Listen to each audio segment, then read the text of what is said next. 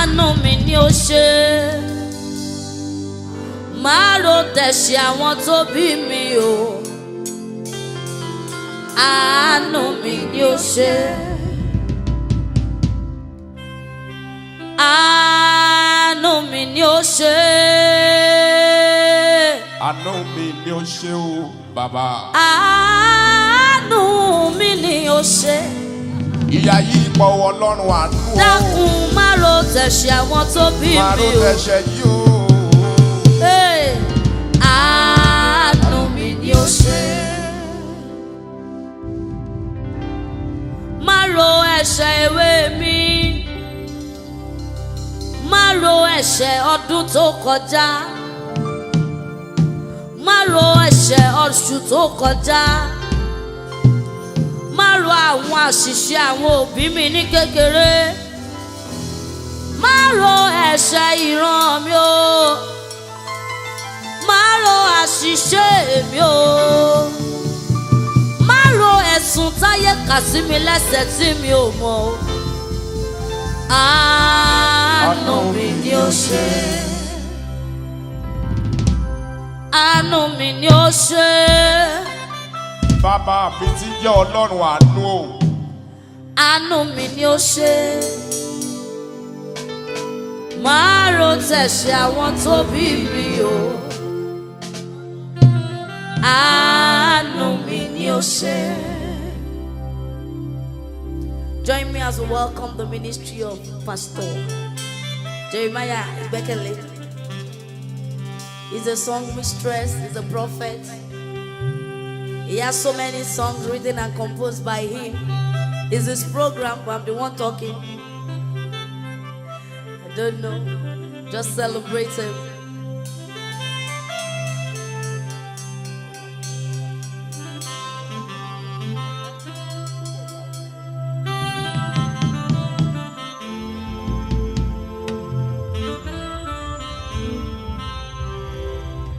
Àánú mi ni ó ṣe.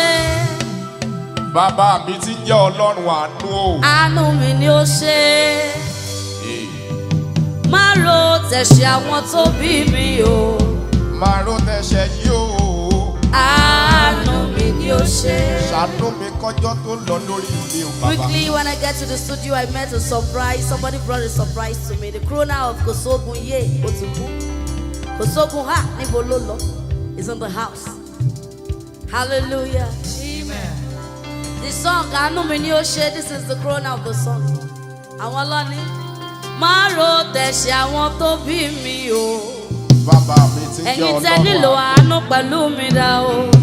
Àánú mi ni ó ṣe.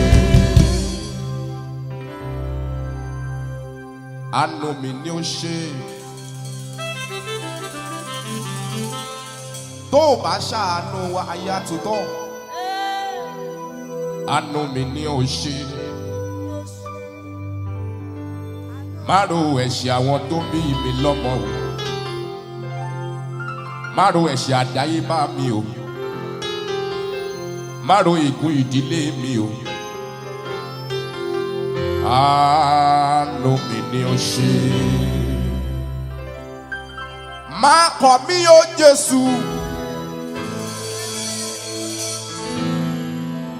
Torí bí o bá kọ̀ mí o, àṣírí á tú o.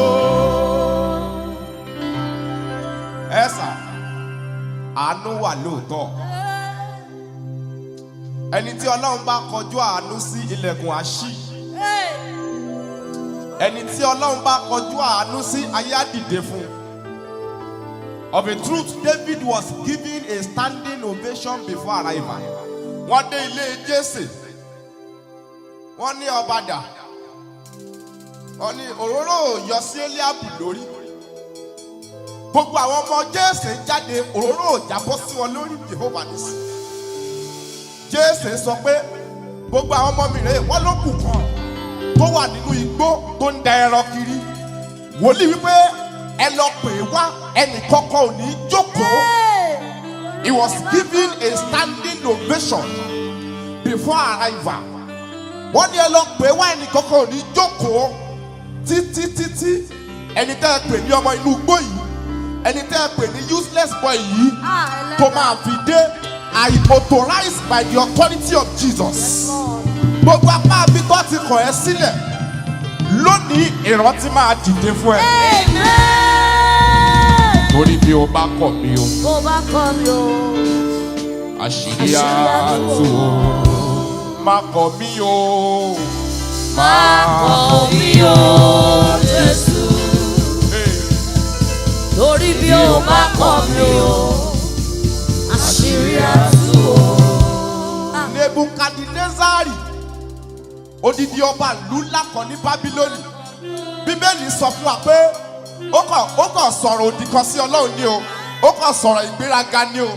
Òkè Olúwa ní bọ́ adé orí ẹ lẹ̀, bọ́ ìlẹ̀kẹ̀ ọrùn, bọ́ ti ọwọ́ wọnú igbó lọ jẹ koríko fún ọdún 7. Ó lọ jẹ koríko fún 7 years. Ìlú òtú wọn ò fọba mi jẹ. Ìlú yẹn ò bàjẹ́ o, ọba mi ò gorí oyè o, ìlú yẹn ń lọ Jehovah nisi. Torí bí o bá kọ̀ mí o, àṣírí àtú o, má kọ̀ mí o, má kọ̀ mí o, Jésù, má kọ̀ mí o. Torí bí o bá kọ̀ mí o, bí o bá kọ̀ mí o, àṣírí àtú o. Má kọ̀ mí o. Bàbá mi ti jẹ́ Ọlọ́run àánú o. Olúwa dákun má kọ̀ mí o. Àwọn tó kọ̀ ayé wọn rà ní. Torí bó o bá lè ṣe bẹ́ẹ̀ kọ̀ mí o, àṣírí á máa tú ni. Dákun àgbàlagbà nínú ọlá má kọ̀ mí o. Bàbá mi ò ti jẹ́ Ọlọ́run àánú o. Ẹlẹ́yinjú àánú má yíjú padà sí mi. Má kọ̀ mí o, Jésù mi. Torí bó o bá kọ̀ mí o, àṣírí á tú o. Ọjọ́ tó kọ̀ Sọ́ọ̀lù níjọba yà mọ́ ọ lórí, má kọ̀ mí o. Wòlíì tó fẹ́ ó bá bẹ̀bẹ̀ títí ṣùgbọ́n síbẹ̀síbẹ̀ ó fọhùn jáde onímọ̀kọ́. Ó tún gbìyànjú láti di ẹsẹ̀ wòlíì mú.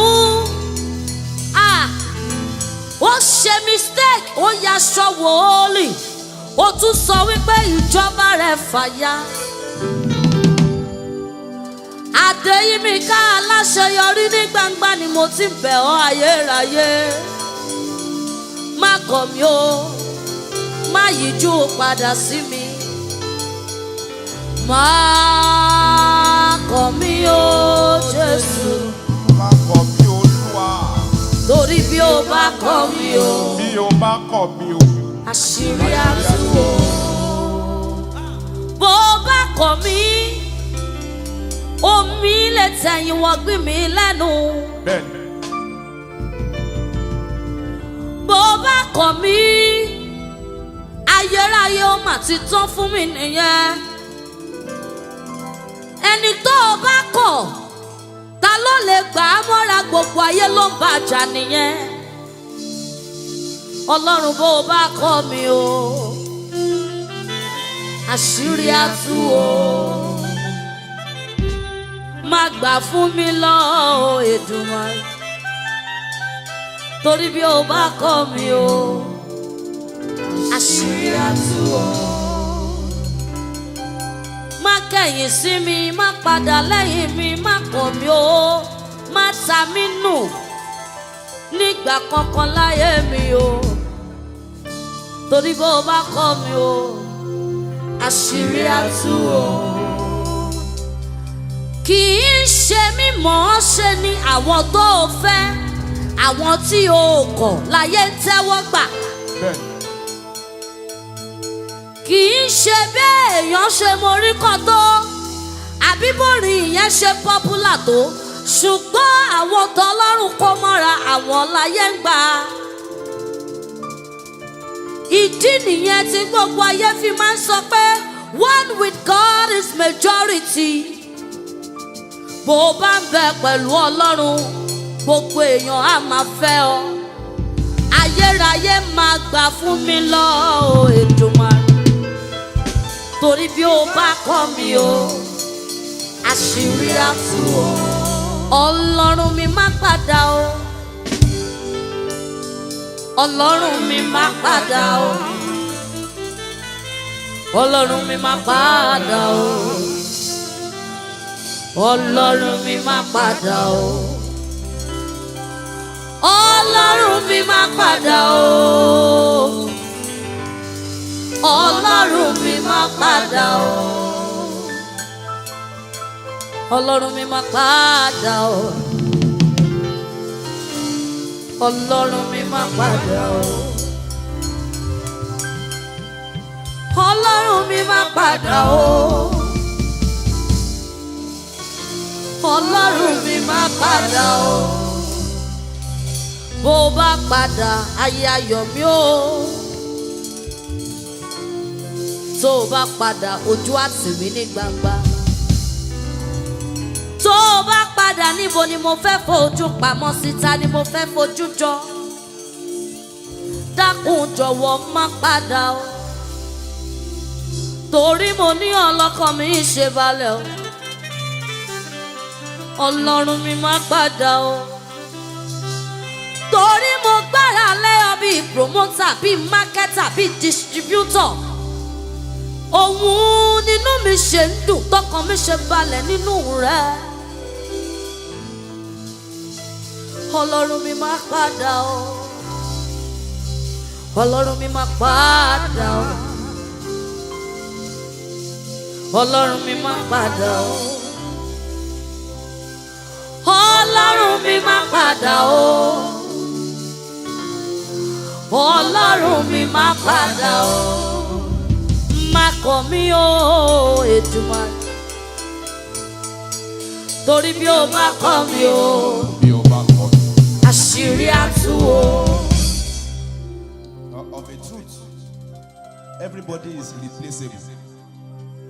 Everybody is replaceable. Only the anointing is irreplaceable. Kò sẹ́ni tá a lè pààrọ̀. Ọlọ́run wa yìí, ẹ̀yìn wa ló ti máa ń rìn. Tó bá padà, a kì í gbúròó ẹsẹ̀ tó bá padà èèyàn ní mọ̀. Má ṣe mí lólówó àná ò mo bẹ̀ o. Má ṣe mí ní wọlé àná ò mo bẹ̀ o. Máa jẹ́ ń bá wọn pìtàn pé mo ti ṣògo rí o. Má ṣe mí lólówó àná ò mo bẹ̀ o. Máa ṣe mí lákọrin àná ò mo bẹ̀ o. Má ṣe mí lákọrin àná ò mo bẹ̀ o. Máa jẹ́ ń bá wọn pìtàn pé mo ti ṣògo rí o. Àgbẹ̀ bàtàwá ṣì ń kọrin. Bàtàwá ṣì ń ríran. Kò yẹ kó jẹ́rú Mósè ni òní délẹ̀ ìlérí. Egúnlé bàbá wọn bá yí ẹ̀jẹ̀. Má ṣe mí lákọrin àná ò mo bẹ̀ o. Má ṣe mí ní wòlíì àná ò mo bẹ̀ o. Má jẹ́ ń bá wọn pìtàn pé mo ti ṣògo rí o. Àwọn ẹlòmíì ògo àná ni wọ́n lò. Má ṣe mí lólówó àná ò mo bẹ̀ o. Má ṣe mí lákọrin àná ò mo bẹ̀ o. Má jẹ́ bá wọn pìtàn pé mo ti ṣògo rí o.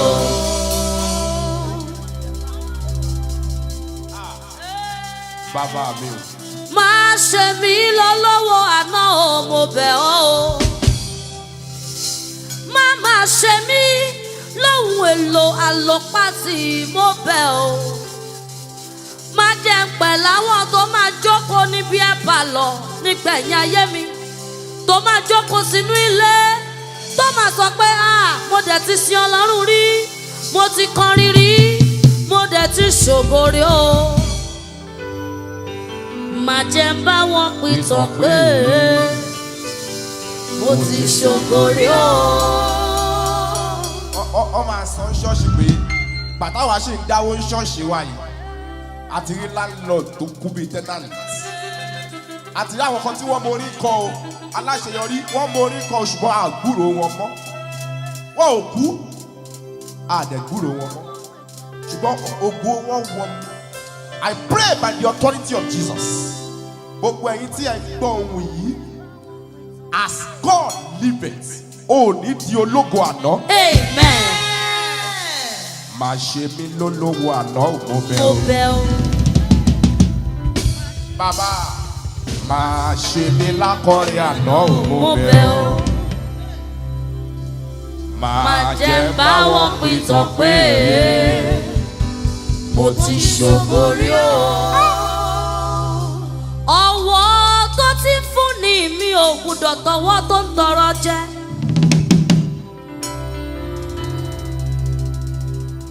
Ìwọ tó ti fún yàn lọ́wọ́lọ́wọ́ ò gbúdọ̀ padà dọwọ́ tó ń tọrọ jẹ.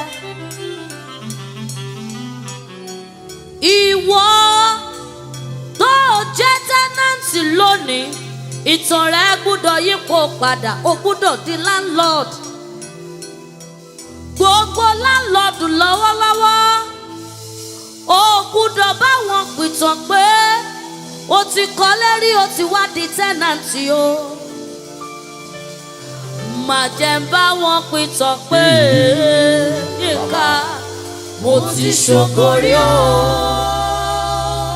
Má jẹ́ ń bá wọn pìtàn pé wọ́n ń gbọ́ mi nígbà kan mi ò dún mọ́ èèwọ̀ ni. Bàbá mi ò. Má jẹ́ ń bá wọn pìtàn pé orí pé mi nígbà kan rí ṣùgbọ́n kò pé mi mọ́. Èmi Adeyinka Alaseyori mo wá májẹ̀mú pẹ̀lú rẹ̀ ní gbangba. Ẹ̀yin áńgẹ́lì ẹ gbọ́ ohùn lẹ́nu mi. Ẹ̀yin àgbààgbà 24 nílà oòrùn ìwọ̀ oòrùn gúúsù àti àríwá ó di májẹ̀mú o. Ilẹ̀ afẹ́fẹ́ omi igi ewébẹ̀ èèyàn ẹ̀dá níwájú ẹlẹ́dàá láti jọ ń sọ̀rọ̀ yìí o. Èmi ò gbúdọ̀ bá wọn sọ pé mo lọ́lá rí mi ò gbúdọ̀ sọ pé mo lówó rí torí ìbànújẹ́ ni kéèyàn lówó tẹ́lẹ̀tẹ́lẹ̀ kó má lówó mọ́. Èèwọ̀ ni mo kọ̀ lórí gbogbo yín tẹ́ ń rí mi tẹ́ ń gbọ́ mi gbogbo ẹ̀yin tẹ́ máa wò létà àtàwọn tá a wà níbí. Má jẹ́ ń bá wọn pìtàn pé Má jẹ́ bá wọn pìtàn pé mo ti ṣògo rí o.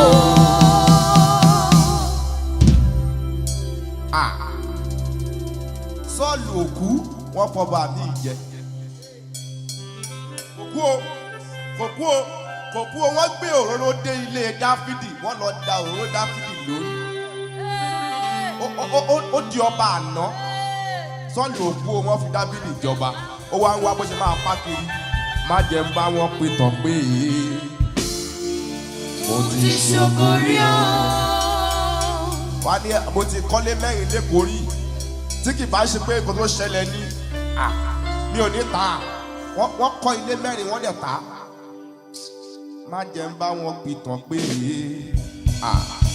mo ti ṣògo rí o.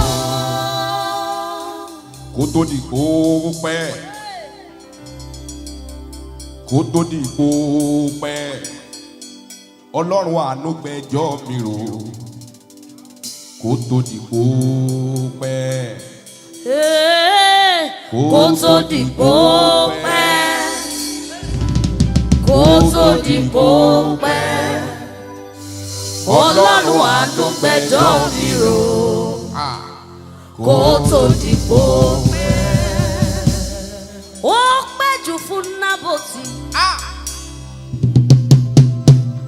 Àpátan kó tó di pé Ọlọ́run dìde ìgbéníjà. Ọlọ́run àánú gbẹ́jọ́ mi rò. Gbẹ́jọ́ mi rò bàbá. Kó tó di kó pẹ́. Jésíbẹ́lì pa lórí ohun ìní ẹ̀. Áábù ọba oníta ló ní ilẹ̀ yìí ilẹ̀ ìṣúra. Nábótì ní ilẹ̀ àwọn bàbá ńlá mi ni. Ó ní fi fún mi ọ̀ kò tà fún mi. Nábótì sọ pé èmi ti bẹ̀rẹ̀ nìyẹn. Jésíbẹ́lì yìí aya Áhábù ọba. Ó wá pètèpèrò ó rẹ́ǹtì àwọn èèyàn. Ó sanwó fún wọn, ó ní kó dìde sí i. Kó gbé ẹjọ́ dìde. Wọ́n kọ̀ndẹ̀mù ẹ̀ dójú ikú, a sì pa Nábótì lórí ohun ìní ẹ̀. Lẹ́yìn tí Nábótì ti kú lọ́lọ́dúnmáre tó dìde. Ọlọ́run àánú gbẹ́jọ́ mi rò. Gbẹ́jọ́ mi rò, gbẹ́jọ́ mi rò. Kó tó di kó pẹ́. Orin yìí ni Joseph ń kọ nínú túbú. Nígbà tí ó túmọ̀ àlá fún agbọ́ tí ọba. Tí agbọ́ tí ọba gbàgbé Joseph fún ọdún méjì. Odidi Joseph ẹni tó ń túmọ̀ àlá fún àwọn èèyàn. Tó gbé àlárù, tó gbé ògo wáyé. No wonder. Look at me. Everybody, ẹgbẹ́ ohun tó lágbára yìí o. A man can be available. But such man will not be visible because mercy is not available. A man can be available, but he will not be visible because mercy is not available. Ṣùgbọ́n tí gbogbo nǹkan bá lọ, tí Ọlọ́run àánú ò bá lọ, ohun tó lọ ń padà bọ̀. Ọlọ́run àánú gbẹ́jọ́ mi rò. Gbẹ́jọ́ mi rò. Kó tó di kó pẹ́. Ọlọ́run tó ò bá dé báyìí, ìyà yìí máa pọ̀ jù. Kó tó di kó pẹ́. Kó tó di kó pẹ́. Kó tó di kó pẹ́. Kó tó di pé mo lọ ṣoògùn owó. Ọlọ́run àánú gbẹ́jọ́ mi rò. Kó tó di kó pẹ́. Kó tó di pé wọ́n gbà ẹ́ lámọ̀ràn pé ó jẹ́ jẹ́ amú ẹ jáde. Ó jẹ́ lọ tẹsẹ̀ lébọ̀. Tí Ọlọ́run tó ò bá dìde, wọ́n á nà mí lẹ́gba. Tó ò bá dìde, ògo ìyá wọ mi. Omi àtẹ̀yìn wọ̀gbìn lẹ́nu. Tó ò bá gbé àwọn olùrànlọ́wọ́ àyànmọ́ dìde báyìí Ọlọ́run. Ojú á tì mí. Ọlọ́run àánú wá gbẹ́jọ́ mi rò. Kó tó di kó pẹ́. Kó tó di kó pẹ́. Kó tó di kó pẹ́. Ọlọ́run àánú gbẹ́jọ́ mi rò. Kó tó di kó pẹ́. Hear me and hear me well, wherever you are watching us from. There is anybody on this platform, you are passing through a tough time. You have toughness. You are experiencing thick cloud now. People might have been coming to you with different advice. You might have been thinking of so much things that you want to do. But hear me and hear me well. All those shortcuts, they cut off life. All those shortcuts, they are not the best for you. Kindly hold on to him because he is capable and over capable. I know how it is and how you feel when you have not given birth and you are in dear need of a child. The Lord will answer your prayer. You are next in line for testimony. I know how it is when you see your mate and your colleague riding beautiful cars, sitting in beautiful houses. Don't worry, our own will come. Hey, Ọlọ́run àánú dìde ìgbéníjà. Dìde ìgbéníjà kó tó di kó pẹ́. Dìde àánú. Dìde ìrànlọ́wọ́. Dìde ìgbéníjà. Gbé ẹ̀rí wa ká wa mọ́lé. Kó tó di kó pẹ́. There was a time when somebody was saying they want to go and visit an herbalist and all that. But when they got there, they had to leave the place. There were two. They had to leave the place because they were not comfortable with what they were hearing. Listen, you might be here, but you might be frustrated. You might even have a data to watch this. But deep down in you, you know that shemi ni lo change your number, shemi ni lo shinkoba. Don't do it. Don't do it. Don't do it. Please don't do it. Koto di pope, call on God. Let's call on him together. Koto di pope. Koto di pope. Ọlọ́run àánú gbẹ́jọ́ mi rò. Kó tó dìgbò pẹ́. Ọlọ́run aláàánú o, ṣàánú fẹ́mi náà. Bí àwọn èèyàn bá ń ròyìn àánú, èmi náà fẹ́ sọ̀rọ̀ àánú. Àánú wà. Bí àwọn èèyàn bá ń gbádùn àánú, èmi náà fẹ́ jọ láàánú. Hey, Ọlọ́run aláàánú o, ṣàánú fẹ́mi náà. Ẹ̀yin wo lẹ nílò àánú pẹ̀lú mi? Ṣàánú fẹ́mi náà. Ọlọ́run aláàánú, aláàánú, ṣàánú fẹ́mi náà. Bí ẹni tí ò nílé ọmọ ọba lè máa bí bẹ̀rìn, èmi tí mò nílé ọmọ ọkọ, ṣàánú fẹ́mi náà. Bí ẹni tí ò kàwé bá lè dòníṣẹ́ lọ́wọ́ tó dẹ̀ ń rówó ná tó tún tọ́jú ẹbí, èmi tí mo kàwé kọ́, ṣàánú fẹ́mi náà. Bí gbogbo gírádùétì bá ń dọ́lọ́kadà o, bí àánú bá dé, ayérayé á máa tún ìtàn kọ. Bí orílẹ̀-èdè kò bá fọhùn ire o, ẹlẹ́dàá gbogbo ẹ̀dá inú orílẹ̀-èdè ńkọ́ á máa sọ̀rọ̀ tó dáa. Ọlọ́run aláàánú o, dákun ṣàánú fẹ́mi náà.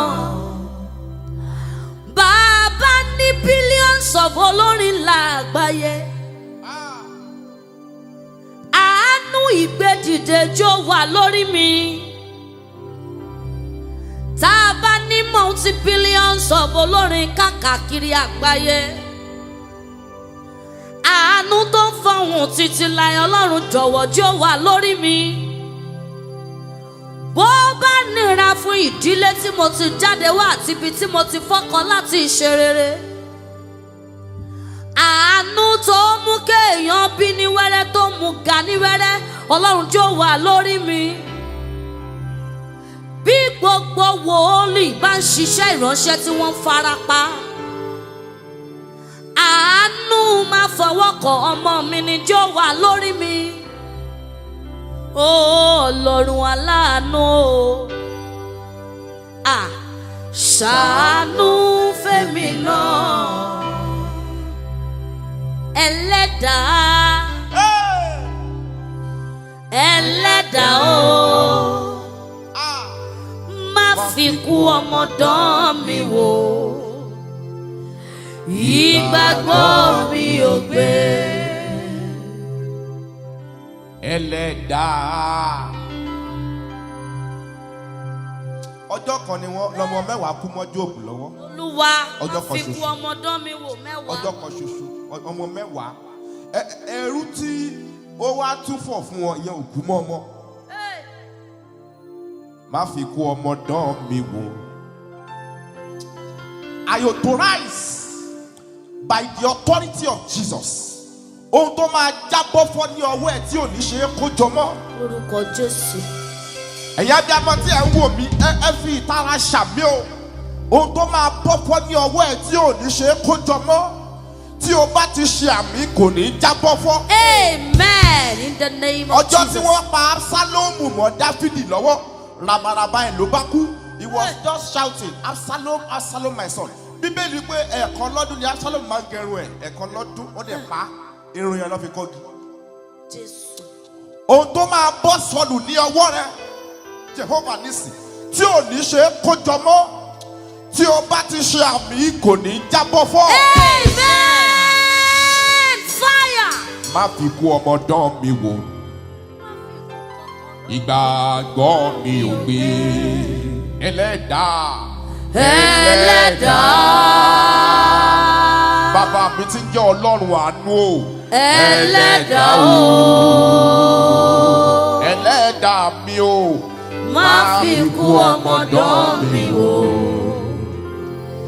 Ìgbàgbọ́ mi ò gbé. Bíbélì sọ̀rọ̀ nípa arábìnrin kan tí wọ́n pa ọkọ mọ́ lọ́wọ́. Luke chapter 7. Bíbélì ẹni tó yẹ kó ṣọkọ fún un wọ́n pa ó dẹ̀ bí ọmọkùnrin kan ṣoṣo. Ọmọdé ẹ̀kọ́ tí wọ́n máa ṣe ọkọ fún nìṣó wọ́n tún lù ú pa. Ṣùgbọ́n wọ́n fẹ́ lọ sí ẹni tí wọ́n pè ní Ọlọ́run àánú kọjá lọ. Ó dá wọn dúró ó ní ìmúlẹ̀ lọ ó láfẹ́ lọ sí ọmọ ẹni ó yẹ gbé e lẹ̀. Ó fọwọ́ tọ́ àga pósí náà ọmọ náà sì dìde. I pray for you. Ẹ̀yin ọ̀dọ́ ẹ̀yin abiyamọ tí ẹ̀ ń wò mí lọ́wọ́lọ́wọ́ báyìí bí Olúwa ti ń bẹ tí ẹ̀mí rẹ̀ ń bẹ. Bó bá kù ìṣẹ́jú kan káyé já ẹ sí òun.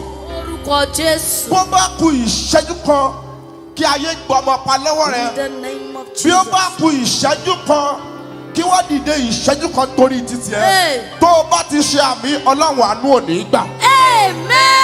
Amen. Fire in the name of Jesus. Abiyamọ ayé. Abiyamọ ọ̀run o. Ẹ ṣe mí lálábìyè. Kí máa sunkún ọmọ. Oya. Abiyamọ ayé. Abiyamọ ọ̀run o. Ẹ ṣe mí lálábìyè. Kí máa sunkún ọmọ. Abiyamọ ayé.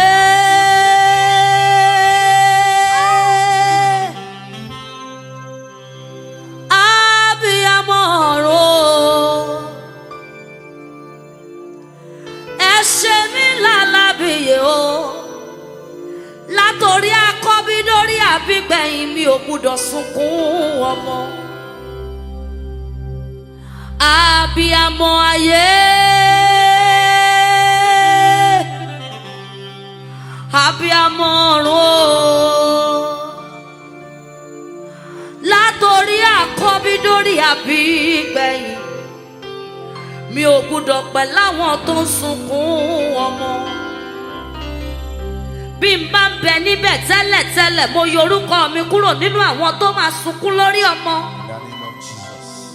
Bẹ́nikẹ́ni bá ti rẹ́gísítà mi sáàrin àwọn tó ń sunkún ọmọ ẹ̀jẹ̀ Jésù mo pè ọ́ láti pa orúkọ mi rẹ́ nínú ìwé òkùnkùn wọn. Bó bá jẹ́ àkọsẹ̀jayé lọ́wọ́ tọ́ ni ó pẹ̀ láwọn tó máa sunkún ọmọ mo kúrò láàrin wọn. Abiyamọ ayé àti tọ̀run ẹ ṣe mí lálábìyè kí n má sọkún ọmọ. Abiyamọ ayé. Abiyamọ ọ̀run. Ẹnikẹ́ni ò gbúdọ̀ fàwọn ọmọ tó jáde nínú mi dájọ́. Ẹnikẹ́ni ò gbúdọ̀ ráwọn ọmọ tó yọ̀ǹda fún mi pa. Abiyamọ ayé. Ọmọ ni mí lójú àwọn òbí mi. Ẹnikẹ́ni ò gbúdọ̀ fi mí dájọ́ òkùnkùn. Ẹ ṣe mí lálábìyè kẹ́mi má sọkún ọmọ. Abiyamọ ayé. Abiyamọ ọ̀run. Ẹ ṣe mí lálábìyè kí n má sọkún ọmọ. Èèwọ̀ ni, èèwọ̀ ni. Adúrú ìyà tí òbí ń jẹ lórí ọmọ. Kọ́ wá ní kírú òbí tó mọ ìbẹ̀rẹ̀ ọmọ kó máa sunkún lórí ọmọ. Ọjọ́ òbí pa ebi mọ́nú sùn torí ọmọ. Ọjọ́ ìṣòro tí ò ṣe é kà nítorí ìgbà tó mọ̀ ń ṣàìsàn lọ́wọ́ òbí nínú ilé ẹni. Àwọn ọjọ́ wọn yóò gbúdọ̀ lọ lásán. Nínú àwọn òbí tí ò ní jèrè ọmọ àtèmi àtọkọ mi mo yọ wá kúrò nínú wọn. Ẹ ṣe mí lálábìyè kí n má sọkún ọmọ.